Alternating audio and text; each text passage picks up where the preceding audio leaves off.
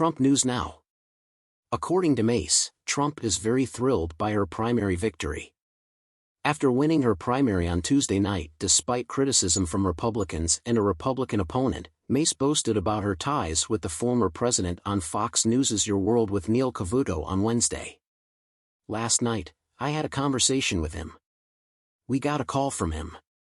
When anchor Neil Cavuto inquired about her relationship with Trump, she revealed that he was overjoyed. "He had a significant role in our election as well. His endorsement would be invaluable. He is, after all, one of the most powerful advocates in the industry. Last night, he won one of the largest races with his endorsement, and we were one of them," she continued.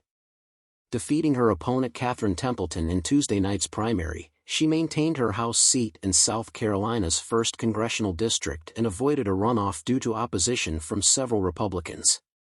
Mace has seen resistance from inside her own party following her decision to join a mere 8 Republicans in voting to remove former Speaker Kevin McCarthy, Republican California, from his leadership position last year. Since Trump's loss in the 2020 election and the Capitol riot on January 6, 2021, she has also come under fire for her changing support for the president. Mace stated that the Republican Party had to be rebuilt following the assault on the Capitol and that Trump's entire legacy was wiped out. She finally came around to supporting the ex-president earlier this year, claiming that everyone needed to rally behind a single candidate, haul out the guillotine, ex-President Trump said in a fundraising email on Wednesday, making unfounded accusations that his political opponents were pursuing him and his followers. Most recently, he emailed again, this time claiming, falsely, that they intended to have him executed.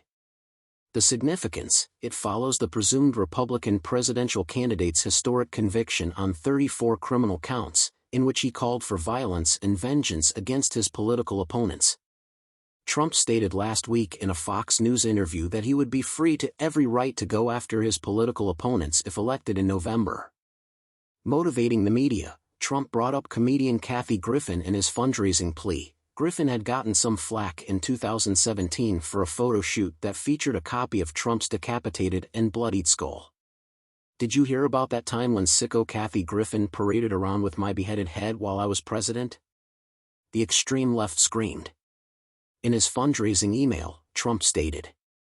Not only was Griffin let off from her position as host of CNN's New Year's Eve coverage following the incident, but she also stated earlier this year that she was considered for charges by the Justice Department related to the act.